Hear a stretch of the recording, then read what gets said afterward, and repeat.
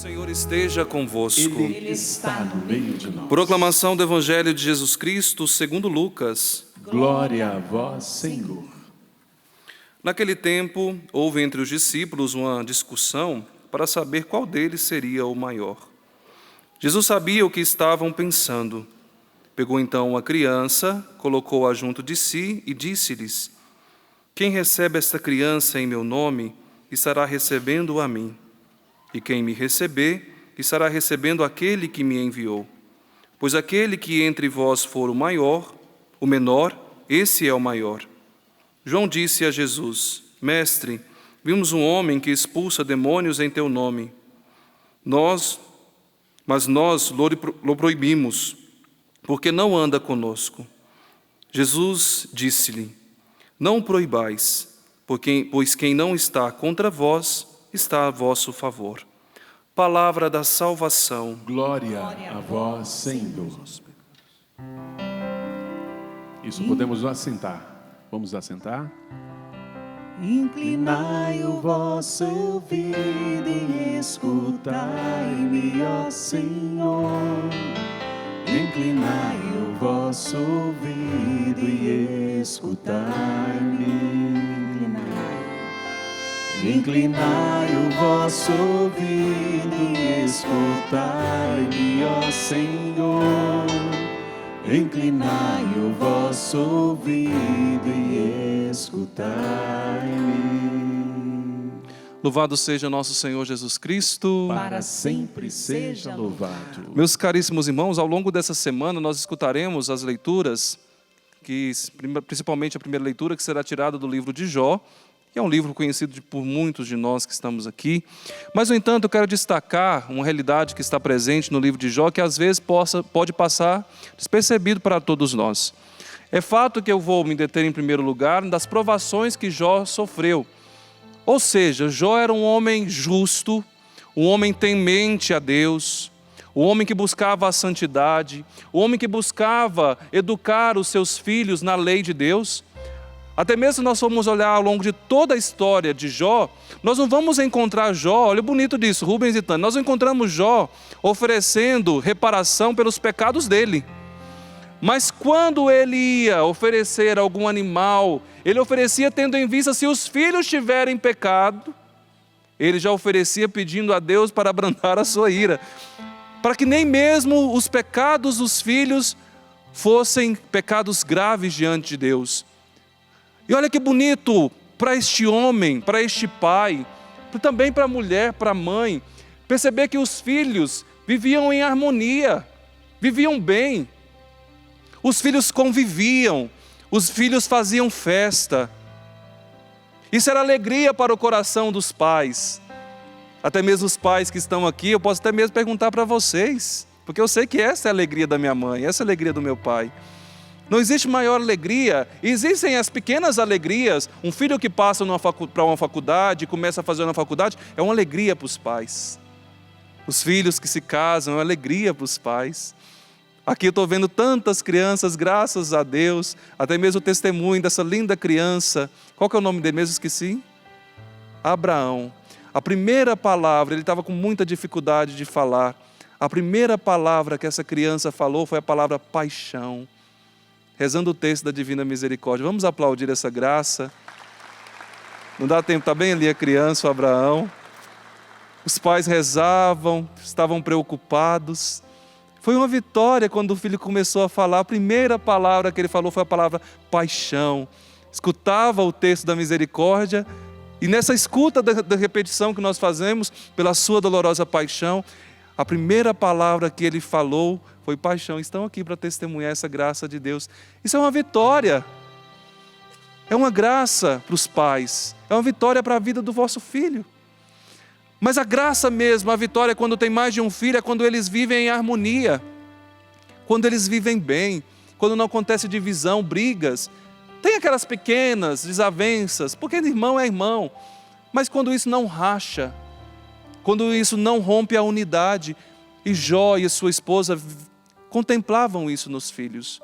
Mas, no entanto, Satanás, invejoso, querendo provar Jó diante de Deus, dizendo: olha, ele é temente a você, ele faz tudo isso, ele vive dessa forma porque ele nunca sofreu provação nenhuma.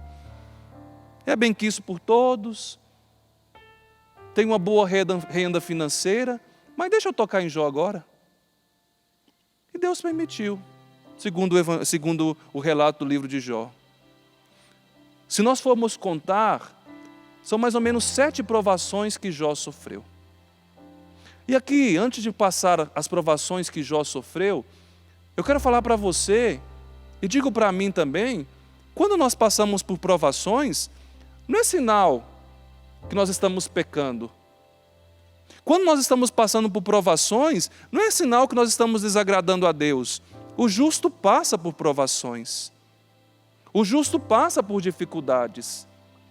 Nós que tomamos a decisão de seguir nosso Senhor Jesus Cristo, Ele mesmo diz que nós teríamos que pegar a nossa cruz e segui-lo. Então, quando a gente vê alguém passando provação, uma família passando por dificuldade, não é sinal que ali está abundando no pecado. Não, o justo passa por provações. E nós, como diz o livro do Eclesiastes, se entrares para o serviço do Senhor, prepara-te para a provação. Somos provados pela nossa carne, somos provados pelo mundo, somos provados pelo diabo. É a última provação. Por isso nós devemos ficar atentos, porque às vezes nós somos provados pela nossa própria carne, pelas nossas concupiscências. Nós somos provados pelo mundo. E nós somos provados pelo diabo. O diabo nos prova. Deus não nos tenta. A tentação vem do demônio. O que Deus faz conosco? E Ele nos ensina até mesmo pedir na pessoa de Jesus Cristo: não nos deixe cair em tentação. Mas a tentação vem de Deus? Deus tenta alguém? Não. Tentação vem da nossa carne, do mundo, do diabo. O diabo começou a tentar Jó, começou a prová-lo. A primeira provação que ele viveu foi no campo financeiro. Jó, gente, tinha muitos bois, jumentos. Fala que ele tinha muitos campos para criar os animais. E de repente nós escutamos hoje no relato bíblico que tudo morreu. Jó perdeu tudo, todos os seus animais, todo o gado, todo o rebanho. Jó ficou desesperado? O texto bíblico não diz que Jó ficou desesperado. Ele acolheu aquela notícia que aquele rapaz trouxe. Mas, no entanto, a segunda provação que Jó teve, essa provação foi difícil. Essa provação foi a provação que fez Jó se prostrar e pedir basta. Porque até, no entanto, quando tocaram os bens, foi tocante nos bens, perdendo essas coisas, Jó poderia dizer: eu tenho amigos, eu posso reconstruir novamente, eu posso trabalhar. Mas quando Jó perdeu todos os seus filhos, não restou um, gente. Todos os filhos. Se coloque agora no lugar de Jó. 10 filhos, todos falecidos. Chega essa notícia, eu penso que essa notícia foi a notícia, não tenho certeza, foi a notícia que mais abalou o coração de Jó. Não somente de Jó, mas também de sua esposa. Todos os filhos falecidos. Aquele homem já tinha perdido os bens, agora perde o bem mais precioso, os filhos. E aqui, meus irmãos e minhas irmãs, foi num dia só. De manhã ele perde os bens, depois perde os filhos. Depois Satanás se apresenta novamente para Deus e diz: olha, quero provar mais um pouquinho, Jó. E Jó começa a ser provado agora pela sua esposa. Não que a esposa era uma esposa má. Até fiz uma homilia aqui, dizendo da esposa de Jó. Me recordo muito bem da coragem dessa mulher. Interessante que Deus não desfez totalmente da família. Ele deixou a esposa. Ele deixou a esposa de Jó. E essa esposa foi ajudar. Eu já disse isso aqui na missa das famílias. Era a esposa que ajudava Jó a limpar as feridas do corpo. Jó foi tomado de doença. Os seus ossos eram tomados de doença. Dizia que Jó tinha um mau hálito, que ninguém suportava, um odor insuportável. De longe, as pessoas ficavam longe de Jó, nem conseguiam se aproximar. É uma redundância que eu fiz agora, mas foi isso mesmo. As pessoas nem se aproximavam de Jó. Tal era o cheiro que ele exalava. Ele tinha que limpar o seu corpo com caco de vidros, porque a doença que ele tinha fazia com que ele perdesse as unhas. Jó sofreu a provação de ter a sua saúde tocada, de viver uma enfermidade. Depois a mulher chega para Jó e diz: Jó, você é um homem temente a Deus, basta isso, Jó. Vamos pedir a morte. E é uma realidade compreensível para aquela mulher, ela não estava aguentando mais, porque meus irmãos e minhas irmãs, não foi só um dia não, essas provações se estenderam. E para que vocês saibam, Jó não se ajoelhou no chão ali, e no instante as coisas mudaram, não, demorou um tempo com essa provação. Satanás estava a fim de prová-lo exatamente, de tentá-lo com muita força. A terceira provação foi a provação na sua saúde. A quarta provação foi a mulher que disse: basta, pede a morte, Jó. Vamos pedir a morte, você já foi temente a Deus, você já guardou a fidelidade até esse momento, eu não aguento mais, nem você. E aquele homem diz: mulher, está ficando louca. Eu sei que o meu Redentor vive, e vai chegar o tempo dele agir. E aquilo que Jó disse para sua esposa, eu digo para você, e digo para você, para mim também. E você pode repetir comigo: o tempo da provação. Ah, não, está muito fraco. O tempo da provação é determinado. Tem tempo para começar e tempo para terminar. Vamos dizer mais uma vez: o tempo da provação é determinado. Tem tempo para começar e tem tempo para terminar. Jó sabia que teria o tempo de terminar aquela provação. Assim como teve o início a esta provação e a tantas provações, ele sabia que também chegaria o fim dessas provações. Você está passando por provação? Quem está passando por provação? Que levante a mão. Eu acho que todos nós. Quem não levantou a mão aqui não está entendendo o contexto que nós estamos vivendo, não. Está sendo fácil ficar longe das pessoas que você ama? Não está, gente, pelo amor. Está sendo fácil ficar com essa máscara aí enquanto eu prego? Não está de jeito nenhum, eu sei, eu não aguento. Eu saio pouco de casa porque eu não dou conta de ficar muito tempo com máscara. Nossa Senhora, provação. É provação não saber que você pode sair, qualquer momento você pode contaminar com essa doença. É provação. Provação de tantas pessoas que perderam o emprego, provação. Padre Wellington, em meio a tantas desgraças, eu quero falar de mais desgraça para nós? Não. Eu estou falando das provações porque chegou o tempo da vitória da vida de Jó. Chegou o tempo dele celebrar as maravilhas de Deus. Mas para isso ele precisou permanecer firme. Como eu dizia do livro do Eclesiástico, o ouro é provado pelo fogo. As provações, nós somos provados na fidelidade. As provações provam a nossa fé. As provações provam se realmente nós estamos construindo a nossa casa sobre areia ou sobre a rocha. E as provações, muitas vezes elas não escolhem, meus irmãos e minhas irmãs, as portas. Ah, Padre Wellington, eu estou andando direitinho, estou rezando, por que eu estou vivendo provações? Eu digo para vocês, estou passando por provação, meu pai está com linfoma. Eu sou preocupado porque está fazendo a biópsia, eu não sei qual que será o resultado. Provação. O Padre Wellington tem um pai que está doente? Tem. Agora é hora de provar a minha fidelidade, a minha fé. É um tempo de graça. A provação também é um tempo de graça, de visita de Deus para todos nós. É a provação, é a visita da desgraça? Não. É a visita de Deus para nos levantar. É a visita de Deus para nos fortalecer. Para dizer como São Paulo: em tudo eu sou mais do que vitorioso. Deus é por nós. Diga para a pessoa que está do seu lado aí: Deus é por você. Se Deus é por nós, quem será contra nós? Mesmo o diabo tentando, provocando, provando, Deus é por nós. Deus não abandonou Jó. Deus não rejeitou Jó. Mas sabe qual que uma das provações que Jó teve que viver? Essa é a 7ª provação. Eu esqueci de falar a 6ª, mas eu vou falar. A 7ª provação, Rubens, Tânia, Fabinho, foi do silêncio de Deus. Aquele homem, gente, orava, suplicava, e parece que Deus estava mudo. Você já passou por situações assim? Parece que você reza e ninguém está escutando você. Onde está Deus? Eu estou rezando, Ele não fala nada, Ele não muda essa situação. Quem já viveu essa experiência aqui de parece que reza e Deus não atende? Levanta a mão aí. Praticamente todos nós já vivemos essa realidade, o silêncio de Deus. Jesus Cristo também experimentou o silêncio de Deus. Meu Deus, por que o Senhor me abandonou? Aquela hora Jesus estava sofrendo por cada um de nós, o silêncio de Deus. Deus tarda, Deus não nos escuta, ao contrário. Olha o que o salmista hoje nos disse, que a Tânia cantou belamente.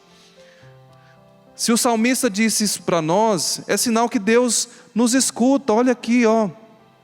Inclinai o vosso ouvido e escutai-me. Mas só que, no entanto, olha aqui, provai meu coração durante a noite. E tantos de nós estamos passando pelas provações da noite. Não no sentido de estado noturno, mas para nós muitas vezes é noite. Tudo está escuro, Padre Wellington, não vejo nada. Estou caminhando na fé. Provai meu coração durante a noite, visitai-o, examinai-o pelo fogo, mas em mim não achareis iniquidade. Mesmo passando pelas provações, pelo silêncio de Deus, eu sei que Ele está, mesmo não o sentindo. Se eu não me engano, era Santa Teresa de Jesus, que viveu muitos anos sem sentir a presença de Deus. Ela chegava lá na capela dela, lá do mosteiro, ela sentava na capela, lá no banco, melhor dizendo. Sabe o que essa mulher fazia? Ficava desse jeito aqui, olhando para o relógio. Não via a hora de acabar a oração. Porque ela não sentia Deus. Parece que era um vazio tremendo no coração dela. Mas sabe o que essa mulher vivia neste momento? A fé. Eu não sinto, eu não vejo, mas Ele está aqui. Parece que Ele está distante. Parece, mas eu creio. Ele está presente. Tantos de nós, se não passamos por isso, vamos passar. Aí a música ajuda, Deus está aqui. Tão certo como o ar que eu respiro, tão certo como a manhã que se levanta, tão certo quanto eu te falo e podes me ouvir. Deus está com você aí na sua casa, neste momento, mesmo que você não veja. Nós estamos vendo o ar? Não? Não. Mas sabemos que Ele está, não está? Porque se falta o ar, nós morremos. Mesmo que não o sintamos, Ele está. Deus está com você. Feche os seus olhos por um instante. Talvez a provação que você está passando é a última provação que Jó passou. Depois eu vou ir para a sexta, mas eu vou falar do tempo de vitória da vida do Jó. Foi a provação de sentir a ausência de Deus, o silêncio. Como tantos homens na Sagrada Escritura sofreram o silêncio de Deus. Parece que eu oro, Ele não me atende. Mas Ele está. Ele está, como Santa Teresa dizia, eu não sinto, mas eu creio. Ele está comigo. Nesse tempo que nós estamos vivendo essa provação mundial, o Senhor não nos deixou sozinhos. Com seus olhos fechados, eu quero dizer isso para você. Existe o limite do mal. E o limite do mal nunca ultrapassa o poder e a soberania de Deus. O mal se rebaixa diante de Deus, se inclina, porque Deus é maior. Deus é o Todo-Poderoso. E todas essas situações que você está passando, que você tem enfrentado, elas não são maiores do que o poder de Deus.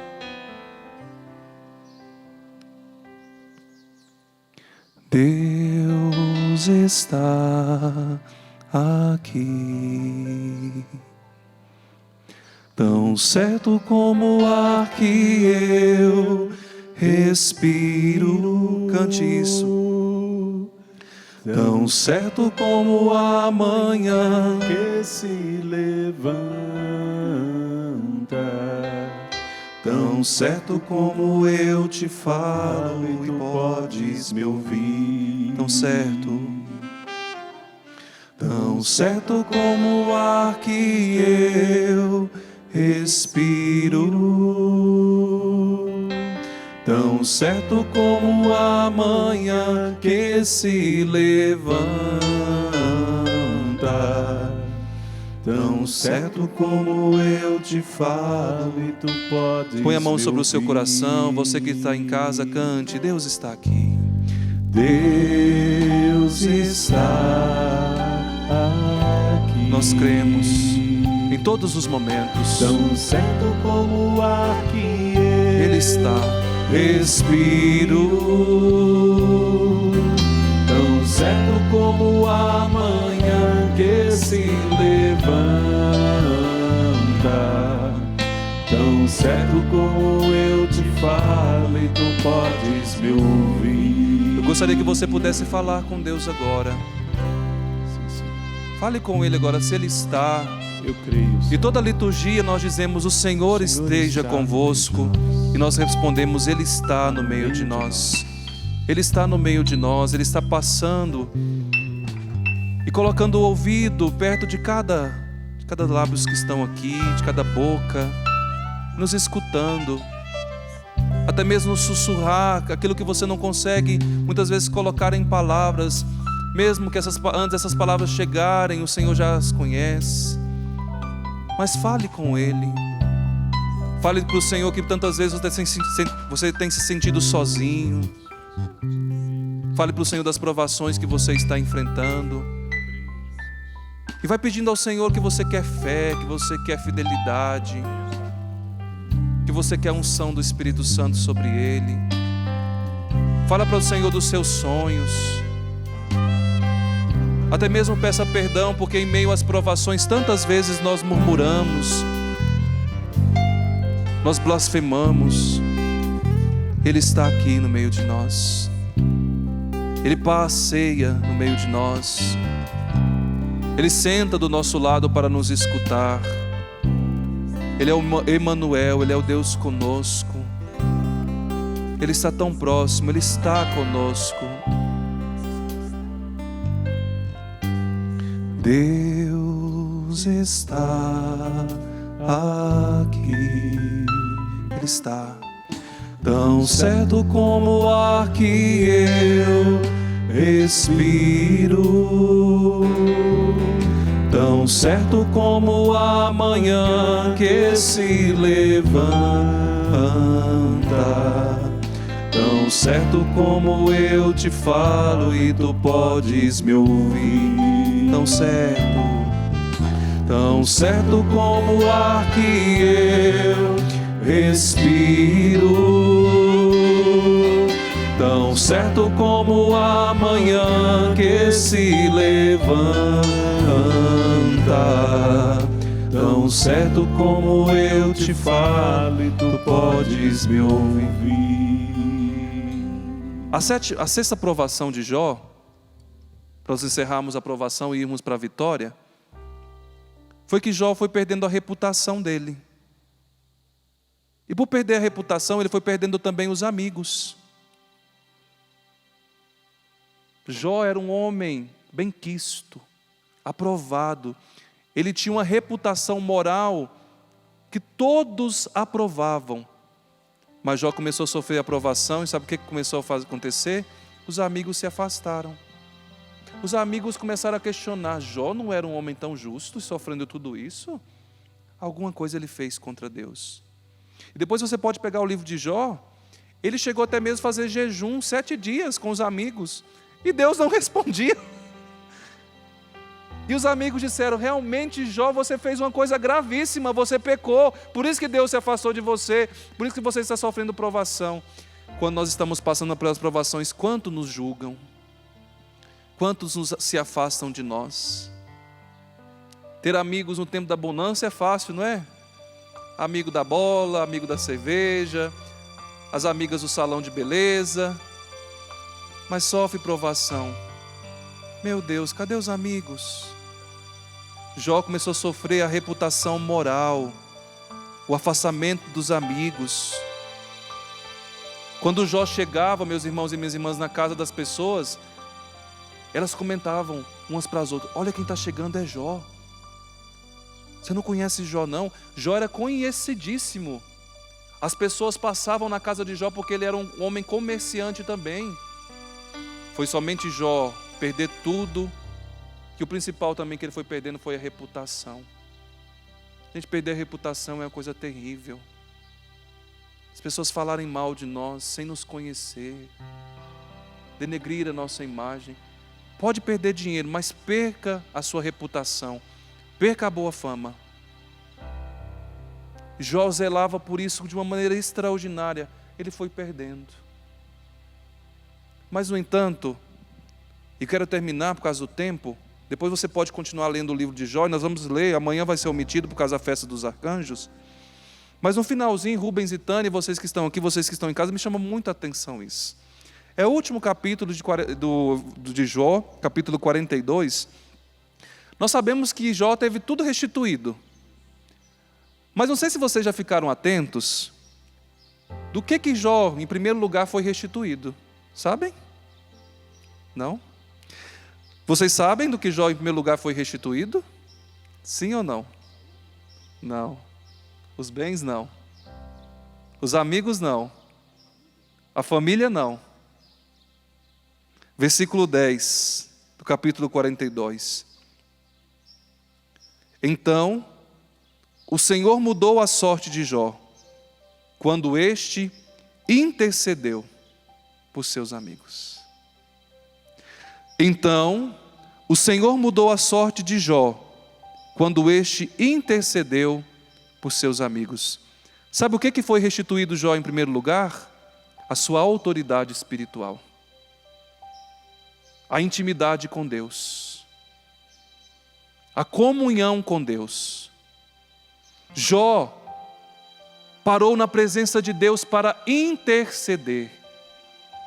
Aquele homem poderia ter sido restituído em primeiro lugar com a da esposa, dos filhos, dos bens. Mas sabe o que levou Jó, em primeiro lugar, a ser restituído, a receber essa restituição? Foi na sua fé, foi na oração, foi na intercessão. Jó voltou a uma comunhão especial com Deus. Padre Wellison, estou perdendo tudo. Para você não perder tudo, não perca a sua vida de oração. Não perca a sua intimidade com Deus. E vai dizer o livro aqui de Jó: então o Senhor mudou a sorte de Jó quando este intercedia, quando ele estava em oração. Ele não se entregou à provação, ele intercedeu, e não por ele, pelos seus amigos. Jó intercedeu pelos seus amigos e restituiu-lhe todos os bens, o dobro do que antes possuía. Mas em primeiro lugar, o que foi restituído foi realmente a autoridade espiritual. O que foi restituído em Jó? Pode repetir? O que foi restituído em Jó? A autoridade espiritual. Meus irmãos e minhas irmãs, nós não podemos perder a autoridade espiritual. Essa o Senhor nos deu no nosso batismo, quando Ele nos constituiu profeta, sacerdote e reis. Jó foi restituído no seu sacerdócio. Jó foi restituído no seu reinado, no seu profetismo, porque ele realmente assumiu a autoridade espiritual que ele tinha. Ele intercedeu. Depois de tanta provação, ele se prostrou diante de Deus. Ele nos ensina que diante das provações, das dificuldades, nós não devemos prostrar diante delas, mas prostrar em intercessão. Quer a sua família de pé, erguida, prostre-se em intercessão, porque você tem uma autoridade espiritual. Você quer que realmente, aqui não é uma teologia da prosperidade, porque nós abominamos isso. Mas, no entanto, Jó foi restituído, em primeiro lugar, na sua fé, na sua comunhão com Deus, e as demais coisas foram acréscimos. E o Senhor prometeu isso: buscai-me em primeiro lugar, e tudo mais será dado em acréscimo, tudo mais. E a pergunta que eu lhe faço, eu quero encerrar: Jó recebeu a vitória pela oração, pela intercessão, quando todos tinham abandonado. Quando todos diziam, não vale a pena mais rezar, Jó, pede a morte, esse se colocou em intercessão, assumiu a autoridade que ele tinha, colocou Deus em primeiro lugar, e tudo mais veio por acréscimo. Você está rezando? Você assumiu e está assumindo a sua autoridade espiritual? Ou você está morrendo juntamente com as coisas e com as pessoas? Eu queria que você ficasse de pé e erguesse os seus braços nessa tarde e pedisse a Deus que pudesse restituir, meus irmãos e minhas irmãs, a autoridade espiritual em você. Que realmente você que é homem, você possa assumir a sua autoridade espiritual dentro da sua casa. Quando um homem reza, o inferno se abala, porque alguém de fé está rezando. Quando a mãe se coloca de joelho e chora diante da presença de Deus, assumindo a vitória de Deus, Deus vence. Talvez a vitória tenha demorado um pouco, ou demore um pouco, mas não deixe de assumir a autoridade espiritual que você tem, que Deus lhe deu, que o Espírito Santo lhe constituiu. Senhor, renova em nós essa tarde, meu Deus, pela graça do Teu Espírito Santo, a autoridade espiritual, a graça de nos colocarmos em intercessão, como Jó se colocou. Jó que intercedeu pelos amigos, Jó que clamou aos céus, Jó que restituiu a sua vida de oração, de comunhão espiritual, Jó que não se prostrou, mas que foi capaz de se erguer pela oração. Erga-nos também, Senhor, nessa tarde, um grande povo de intercessão, de clamor, de perseverança, mesmo passando pelas provações, mesmo passando pelas dificuldades, mas um povo que se coloca em intercessão, que se coloca na brecha, e com isso, Senhor, nós receberemos a vitória, nós receberemos as Tuas graças, mas dai-nos, Senhor, a perseverança, a constância na oração. É o que nós estamos suplicando. E vai soltando a sua voz o Espírito.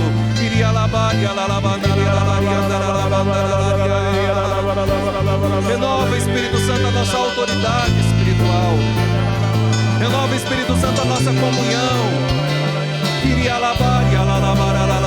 Vai erguendo os apóstolos que estão cansados, abatidos, que estão passando por provação e que estão se entregando. Erga nessa tarde, ó Senhor, nós estamos te pedindo.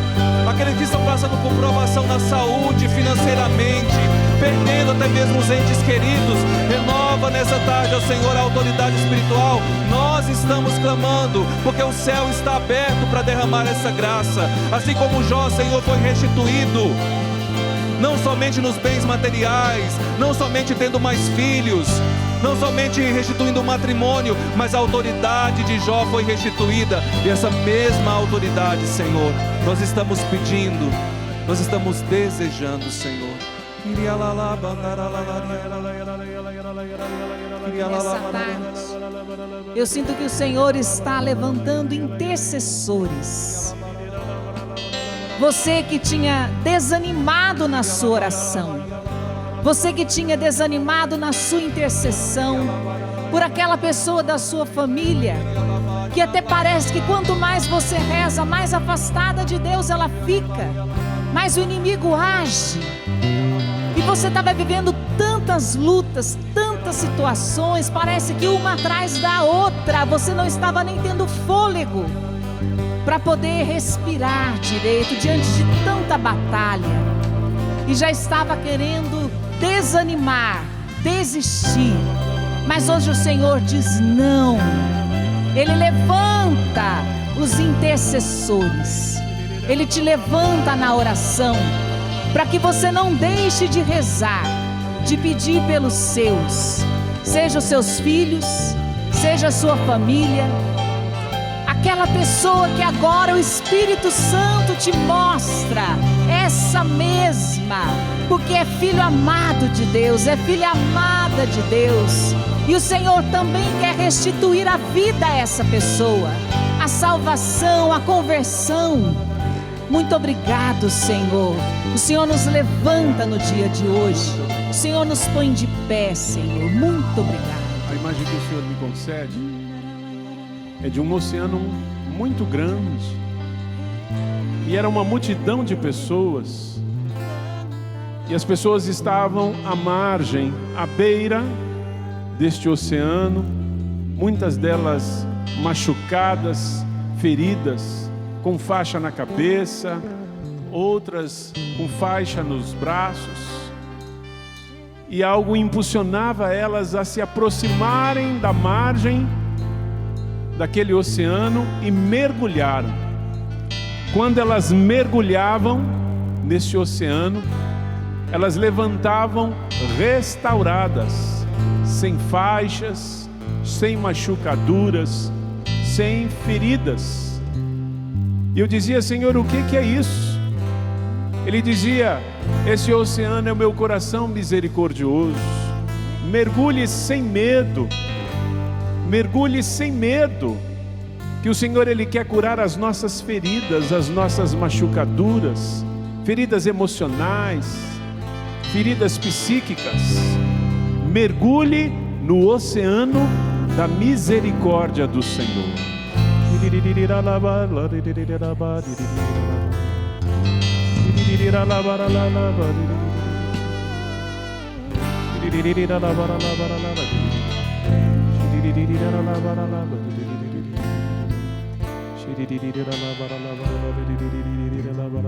Obrigado, Senhor. Tantas outras graças que nós poderíamos narrar. Obrigado, Jesus. Mas nós agradecemos a Deus. Obrigado, Jesus. Por essa autoridade, por renovar a nossa intercessão, por nos levar a esse mergulho. Obrigado, Senhor. Obrigado, Jesus. Bendito seja. Bendito seja. Se você assume a autoridade espiritual, essa graça de intercessão, esse mergulho que Deus te dá para te purificar, para te fazer novo, pode aplaudir o Senhor nesta tarde. Glória a Deus. Glórias a ti, Senhor. Bendito seja.